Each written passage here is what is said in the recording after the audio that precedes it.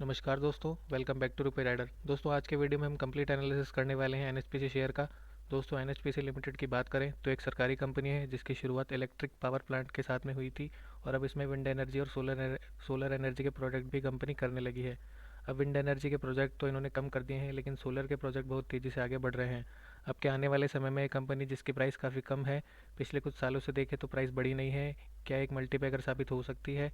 यहाँ पे solar sector को लेकर बहुत बड़ी अपडेट निकल के आ रही है जो आने वाले समय में एक बड़ा रेवोल्यूशन ला सकती है।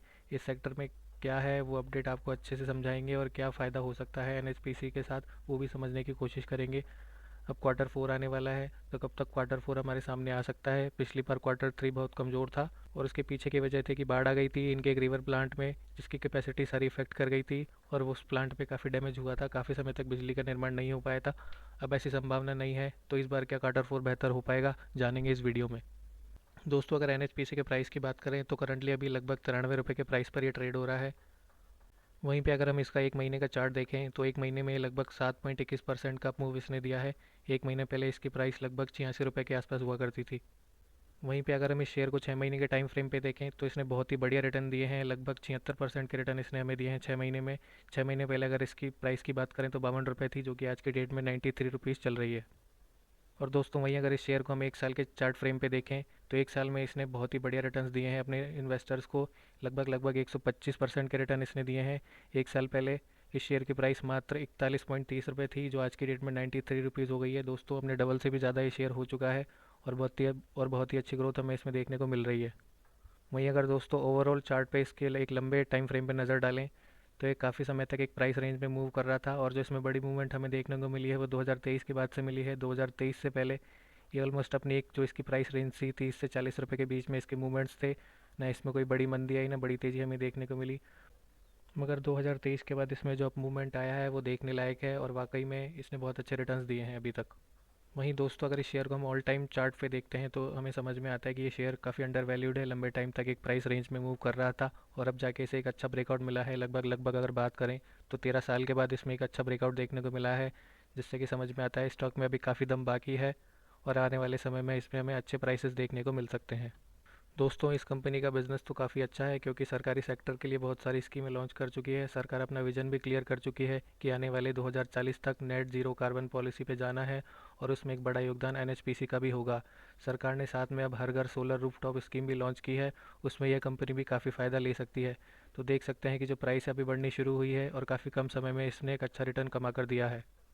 दोस्तों, अगर हम बात करें नवंबर मंथ की 2023 नवंबर की तो इसका प्राइस 50 रुपये के आसपास था, जो कि सिर्फ फरवरी 2024 में 100 रुपये को टच कर गया और इसने बहुत ही कम समय में एक अच्छा रिटर्न हमें निकाल कर दिया।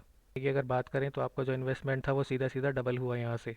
दोस्तों, अब इस शेयर ने दौड़ना शुरू कर दिया है, ये एक बड़ी तेज़ी के लिए तैयार हो चुका है। मैं अब जो यहाँ पे बड़ी गुड न्यूज़ निकल के आ रही है कि वैज्ञानिकों ने एक ऐसा सोलर पैनल बनाया है जो कि 1000 टाइम्स पावरफुल और स्ट्रॉन्ग है। इस समय जो सोलर पैनल उनके मुकाबले हैं, यानी कि एक तरीके से देखें तो इसमें डैमेज होने की कोई संभावना नहीं है। और ये जो सोलर पैनल है अगर आ जाएगा तो इसके बाद में वर्षों तक बिजली का निर्माण कर पाएगा और ये एक बहुत बड़ा रेवोल्यूशन साबित हो सकता है सोलर एनर्जी के सेक्टर में। दोस्तों, साइंटिस्ट का यह कहना है कि यह टेक्नोलॉजी आने वाले समय में एक बहुत बड़ा रेवोल्यूशन ला सकती है। जो सोलर पावर के माध्यम से जो बिजली निर्माण का काम है वो अब तेज़ी से आगे बढ़ पाएगा, क्योंकि जो सबसे बड़ी प्रॉब्लम थी कि पैनल है वो बहुत ही जल्द डैमेज हो जाते थे और उसमें बहुत सारी प्रॉब्लम्स आती थी, उसमें बिजली नहीं बन पाती थी। लेकिन यह बहुत ज़्यादा जो मटेरियल ड्यूरेबल है, इस टेक्नोलॉजी में ट्रेडिशनल सिलिकॉन की जगह जो अंदर मटेरियल यूज़ किया गया है वो सिलिकॉन की कंपैरिजन में काफ़ी मजबूत है और काफ़ी टिकाऊ है। पैनल को इंस्टॉल करना भी काफ़ी आसान है। यह इनोवेशन सोलर सेक्टर में आने वाले समय में बहुत कुछ अचीव कर सकता है।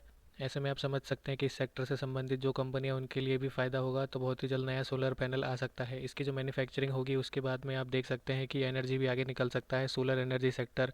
और ऑलरेडी इस समय देखें सोलर पावर की जो इंस्टॉल कैपेसिटी ऑलरेडी इंडिया में भी ज़्यादा है, तो आने वाले समय में इस तरीके के बहुत सारे पैनल इंस्टॉल किए जाने की प्लानिंग है, जिससे वर्षों तक बिजली मिल पाएगी और आने वाले समय में इसमें काफ़ी तेज़ी आ सकती है। तो ये company already NHPC solar project लगातार करनी शुरू कर चुकी है। इन्होंने अपना फोकस ही सेट कर दिया है कि जो भी इनका टोटल कैपेक्स है उसका 20% वो सोलर प्रोजेक्ट के ऊपर लगाएंगे। अब इसकी परफॉर्मेंस को भी अगर आप देखें तो वो काफ़ी बेहतर हो चुकी है। दोस्तों, आने वाले समय में इस शेयर में इससे भी बेहतर रिटर्न की उम्मीद कर सकते हैं। अब जो कि सबसे बड़ा सवाल आता है कि क्वार्टर फोर का रिजल्ट कब तक आ सकता है, तो देख सकते हैं कि जो पिछला रिजल्ट हमें देखने को मिला था वो मई लास्ट में देखने को मिला। जो पिछले क्वार्टर का रिजल्ट आया था वो 29 मई 2023 को आया था। तो इस बार जो क्वार्टर 4 के रिजल्ट्स का अनुमान लगाया जा रहा है वो डेट हो सकती है 26 या 27 मई को, या फिर जो फाइनल है 30 मई तक रिजल्ट इसके जारी कर दिए जाएंगे। रिजल्ट आने में अभी थोड़ा सा समय लगेगा, लेकिन रिजल्ट बेहतर होने की उम्मीद यहाँ पर बहुत बनती हुई दिखाई दे रही है।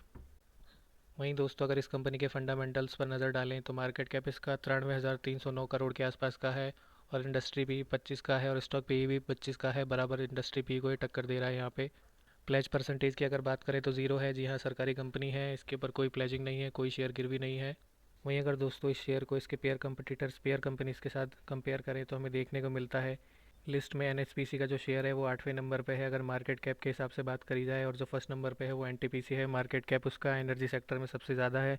वहीं सेकंड नंबर पर हमें अडानी ग्रीन देखने को मिलता है। थर्ड नंबर पर पावर ग्रिड कॉरपोरेशन है, Adani power, Tata power, Adani energy, JSW energy, और 8वें नंबर पर है एनएचपीसी शेयर। मार्केट कैप में ये कंपनी 8वें नंबर पर स्टैंड करती है। इससे भी बड़ी बड़ी कंपनी है एनर्जी सेक्टर में जो हमें इसके ऊपर देखने को मिल रही हैं। वहीं अगर दोस्तों करंट मार्केट प्राइस की बात करी जाए तो सबसे लोएस्ट जो प्राइस है वो भी एनएचपीसी शेयर का ही है। बाकी अदर कंपनीज के कंपैरिजन में देखें तो वो 3 डिजिट या 4 डिजिट के अंदर उनके करंट मार्केट प्राइस चल रहे हैं। वहीं अगर एनएचपीसी का शेयर प्राइस देखा जाए तो 2 डिजिट्स के अंदर हमें ट्रेड होता हुआ दिख रहा है, जो कि 93 रुपीज़ के आसपास है। वहीं अगर दोस्तों इसके क्वार्टरली प्रॉफिट में नज़र डालें तो -26 का इसका जो फिगर दिखा रहा है। बाकी अदर कंपनीज़ का देखा जाए तो ऑलमोस्ट सबका लगभग लगभग प्लस के अंदर है। इसके अंदर माइनस में होने का रीज़न ये है कि जो पिछली बार इनके एक मेजर रिवर प्लांट में जो बाढ़ आ गई थी, जिसकी वजह से इनका प्लांट पूरा डैमेज हो गया था और ये इलेक्ट्रिसिटी जनरेट नहीं कर पाए थे। वहीं अगर दोस्तों एनएचपीसी के पिछले क्वार्टर रिजल्ट्स पर नज़र डालें और प्रॉफिट बिफोर टैक्स पर एक बार नज़र डालने की कोशिश करें तो हम देख पाएंगे कि जो प्रॉफिट इनका सितंबर 2022 था उसके बाद से प्रॉफिट लगातार घटा है, और पिछले क्वार्टर में भी दिसंबर 2023 में भी प्रॉफिट मात्र 914 करोड़ का दिखाया गया है। वहीं अगर सेल्स पे नज़र डाली जाए तो सेल्स भी उस कंपैरिजन में इनकी कम ही हुई है। इनकी इलेक्ट्रिसिटी का प्रोडक्शन उतना नहीं हो पाया था। दोस्तों एक बार नज़र डाल लेते हैं इस कंपनी के promoters and share holding pattern पर। तो जैसा कि हम सभी को पता है एक सरकारी कंपनी है और इसके जो प्रमोटर्स हैं वो सरकार ही है। अगर हम प्रमोटर्स की लिस्ट देखें तो प्रेसिडेंट ऑफ इंडिया यानी कि सरकार ही इसकी मेजर जो है स्टॉक होल्डर है। 71% के आसपास स्टॉक होल्डिंग इसमें सरकार की है। एफआईआई की बात करें तो लगभग 7% के आसपास। वहीं अगर डीआईआई की बात करें तो लगभग 14% के आसपास हमें हिस्सेदारी देखने को मिलती है। पब्लिक इंटरेस्ट अभी इसमें बढ़ने लगा है, जो कि पहले 4% के आसपास हुआ करता था, अभी 6.73% के आसपास हो चुका है। यानी कि रिटेलर्स इसमें अब जमकर ट्रेडिंग करने लगे हैं। दोस्तों हम सभी को पता है जैसा कि इसके अलावा कंपनी लगातार अच्छे डिविडेंड भी दे रही है, और पिछली बार साल में 2 बार डिविडेंड भी दे चुकी है। तो इस बार भी उम्मीद बनती नज़र आ रही है कि कंपनी अपने क्वार्टर 4 के नतीजों के बाद डिविडेंड देती हुई नजर आएगी। वहीं अगर दोस्तों बात करें म्यूचुअल फंड्स की तो कुछ बड़ी म्यूचुअल फंड्स ने भी एनएचपीसी के अंदर अपनी हिस्सेदारी और ख़रीदारी जमकर करनी शुरू कर दी है। जैसे कि अगर हम बात करें तो निपॉन इंडिया सीपीएससी ने भी यहाँ पर काफ़ी ज़बरदस्त निवेश किया है एनएचपीसी के अंदर। वहीं इसके अलावा HDFC balance advantage fund regular plan ने भी काफ़ी अच्छा निवेश इसके अंदर किया है। इसके अलावा आईसीआईसीआई प्रोडेंशियल भारत 22 ईटीएफ का भी निवेश इसके अंदर हमें होता हुआ दिखाई दे रहा है। इसके अलावा दोस्तों Mirae asset mid cap and large cap के फंड ने भी इसमें काफ़ी बड़ा निवेश किया हुआ है।